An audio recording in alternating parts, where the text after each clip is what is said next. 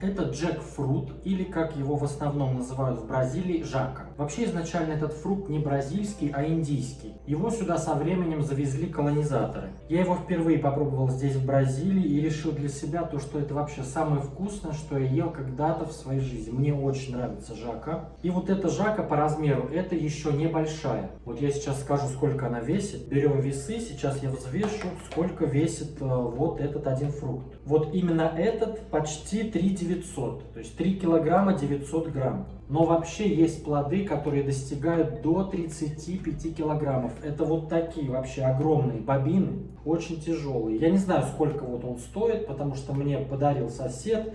У него то ли есть плантация какая-то, то ли фазенда, еще что-то. И, в общем, он мне вот дал вот эту жаку. Вообще, когда я в магазине ее покупаю, она уже идет очищенная на таких белых подложках сверху с пищевой пленкой. То есть там уже идут вот эти семена, которые внутри, сами вот эти съедобные с мякотью. Вот, ну мне сосед подарил вот такую целую, и сейчас мы с вами ее очистим. То есть я покажу, как она чистится. Я в ютубе видел несколько способов, как она чистится. Я уже раньше пробовал. То есть ножом вот эта кожура, она чистится, точнее режется вот так по спирали, и потом вот так ты вот это все это дело отдираешь, вот эту кожуру. Ну, я попробовал один раз так, я засрал себе просто всю кухню. И сейчас решил сделать немножечко по-другому. Просто здесь сейчас надрежу, раскрою и вытащу вот эти семена. Вообще, чтобы вы понимали, то есть какая у нее кожура, она очень твердая. То есть, ну, это не то, что как шипы, они не колятся, нет, но они очень твердые. То есть вот вы по звуку можете слышать. То есть она такая достаточно жесткая кожура. И чтобы удобнее было ее чистить, я буду использовать вот такие перчатки у меня есть. Почему? Потому что, когда разрезаешь ее кожуру, у нее есть такая, ну, грубо говоря, похожа на смолу, и все у тебя начинает липнуть и к ножу, и к рукам, поэтому я буду использовать перчатки. Ну и все в основном, даже здесь, кто чистит, продавцы на рынке, в магазине, они все делают это все в перчатках. Итак, начинаю чистить. Вот от верха ножом я втыкаю. Здесь сейчас просто по кругу я ее надрежу. Все. И теперь вот так мы всю эту кожуру надрезаем. Не сильно глубоко, потому что там идут вот эти семена. Ну что ж, попробуем теперь открыть. Все, то есть вот я ее надрезал. И теперь мы все это дело открываем. Все, смотрите, как она открывается.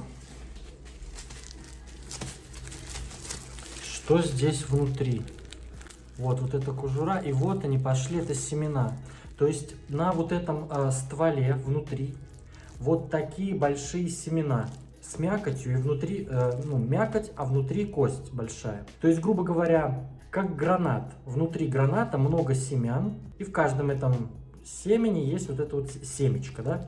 Вот, также и здесь, вот там все внутри, это облеплено. Вот эти вот штуки, это все, это несъедобно, это просто она как бы, как такие штуки, они между вот всеми вот этими семенами. И вот это дело сейчас я буду раскрывать и вытаскивать уже все вот эти сами семена. Все, я продолжаю операцию.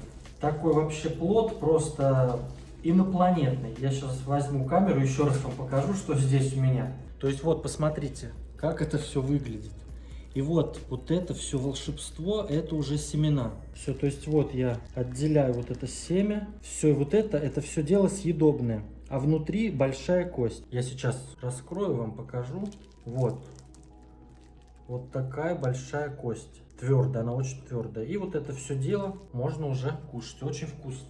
По-другому еще называется этот фрукт хлебное дерево. Или это родственник хлебного дерева. Я читал в интернете. Но очень вкусно.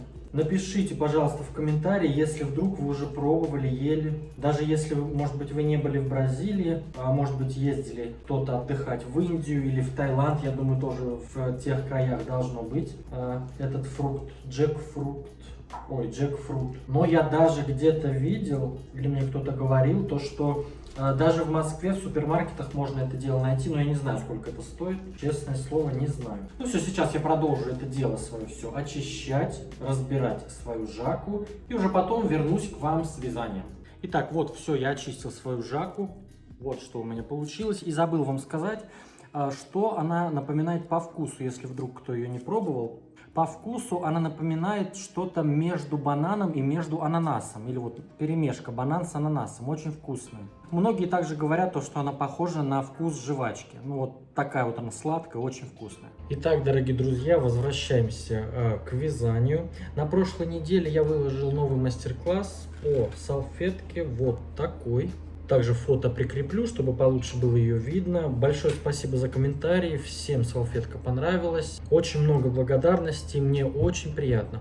И также на прошлой неделе, после того, как я выложил мастер-класс по этой салфетке, я начал вязать новую скатерть. Тоже будет мастер-класс здесь у меня на ютубе. Надеюсь, если мне все-таки эта скатерть понравится и я ее не распущу. Но пока провязал 20 рядов. Вот, узор будет не такой, как в основном узоры вот с ананасами. Очень много. Вот все, что не возьмешь, все с ананасами. Ну, вот такая судьба у салфеток, у скатертей, что в основном все с ананасами. Но этот узор будет немножечко другой, такой интересный. Надеюсь, что я завершу эту скатерть. И, конечно же, поделюсь ею вместе с вами здесь в ютубе. И также по поводу благодарностей, читаю некоторые ваши комментарии здесь в ютубе.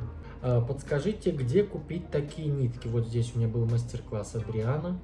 Нитки я покупаю, я живу за границей, если быть точным, я живу в Бразилии, покупаю здесь местную пряжу в магазинах. Вяжу я всегда 100% хлопком, обычным или мерсеризованным. В основном это мерсеризованный хлопок у меня. И я смотрел вообще в интернете, искал, если вдруг можно найти эту пряжу там у нас в наших краях: Россия, Украина, Казахстан, Белоруссия. Я, если честно, не нашел. Я думаю, что вряд ли она там будет. Но я вам хочу сказать что наш выбор пряжи, советский, скажем так, ничуть не хуже, может быть даже и лучше, потому что выбор вообще пряжи огромный. И судя по тому, чем вяжут мастера, самая распространенная это пехорка ажурная, Анна 20, Анна 16, Ярнард Вайлет, Вита Коко, Макси Мадам Трико. Очень много выбора пряжи. В принципе, можно вязать абсолютно любой. Главное, чтобы это был хлопок. Удивительно, конечно, что парень занимается вязанием, да еще и крючком. Все работы очень красивые. Спасибо вам, удивили. А вы не пробовали вязать женские платья или блузки? К сожалению, вещи, одежду я вязать не пробовал. Не знаю, буду ли. На мой взгляд, это кажется немножко скучно. Потому что вообще, в принципе, я расцениваю свои вот эти салфетки, скатертя больше как хобби. Это то же самое, как, например, люди покупают мозаики, собирают какие-то конструкторы, еще что-то. И постоянно покупают все это разные. И для меня, на мой взгляд, это вот как раз салфетки. Они все разные, их очень много. Много разной пряжи, много разных цветов, комбинаций, еще что-то там. И вот мне нравится сам вот этот процесс вязания салфеток и скатертей. И вот я вяжу больше для души, нежели чем использовать, например, это или заниматься на продажу. Вот, по одежде не вязал, но вязал шали. Бесполезное вязание только для зарабатывания денег. Лучше вязать одежду. Вот здесь, я думаю, люди разойдутся в две стороны по поводу полезного или бесполезного.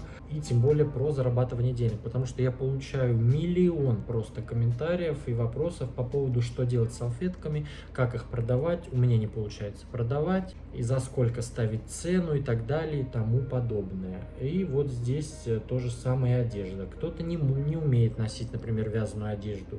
Или, например, не любит вязать одежду, вот как я не вяжу одежду. И не могу сказать, люблю или не люблю, никогда не вязал. Ребята, напишите комментарий, что вообще вы думаете по этому поводу.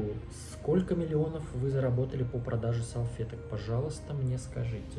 У вас самое понятное объяснение, спасибо вам, связала уже 2 салфетки. Очень много подобных комментариев со словами благодарности и то, что у меня очень понятное объяснение. Я очень рад, что у меня получается так понятно и доступно выносить информацию. Благодарю вас за комментарий.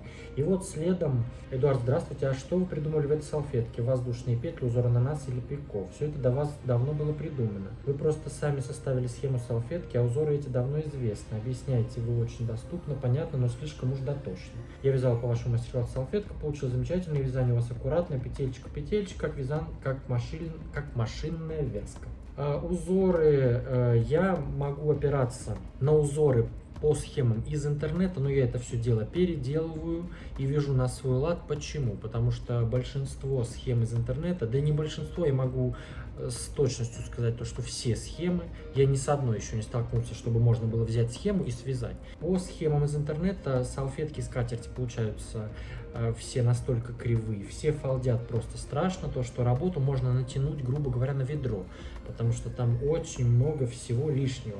Я все это дело сразу редактирую, вяжу на свой лад, что-то рельефным делаю, что-то оставляю плоским, как это было из интернета, и, соответственно, мои все работы уже вообще никак не совпадают со схемой из интернета. То, что ананасы, петли и пико придумали давным-давно до меня, это всем известно. Я не говорю то, что я придумал ананас или пико.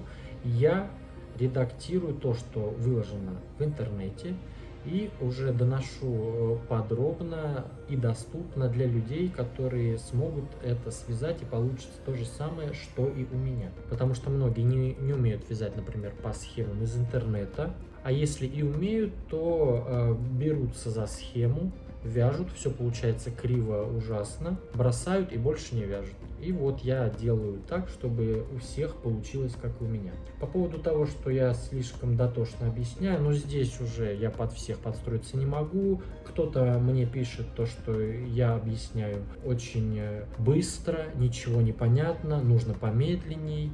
Вот вы пишете то, что слишком дотошно. Но здесь уже я не могу под всех подстроиться, уж извините. Бабы в ринге дерутся, мужики вяжут. Все как надо. И тут же другой комментарий. Мой муж тоже просил меня научить вязать. Вот и думайте. Ребята, что вы думаете по этому поводу? Пожалуйста, напишите в комментариях.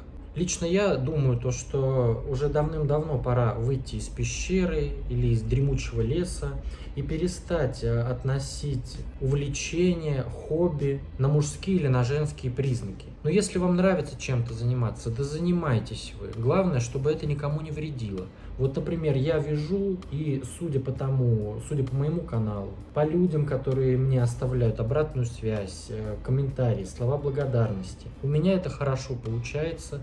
Почему я должен забросить свой талант и то, что мне нравится, куда-то в дальний ящик или под стол? То же самое также и женщина. Если вдруг она чем-то занимается, нравится ей чем-то заниматься, например, женщина автослесарь, грубо говоря, это же тоже необычно. Мужики только должны в мазуте ковыряться. Ну а если ей это нравится делать, почему она должна вязать этим крючком, если ей это не нравится? Тогда это будет несправедливо по отношению к женщине, потому что все сказали то, что она должна идти мыть посуду. Она не должна мыть посуду. Почему мужик не пойдет мыть посуду? Так и тут. Я думаю, то, что пора менять вот эти вот стереотипы.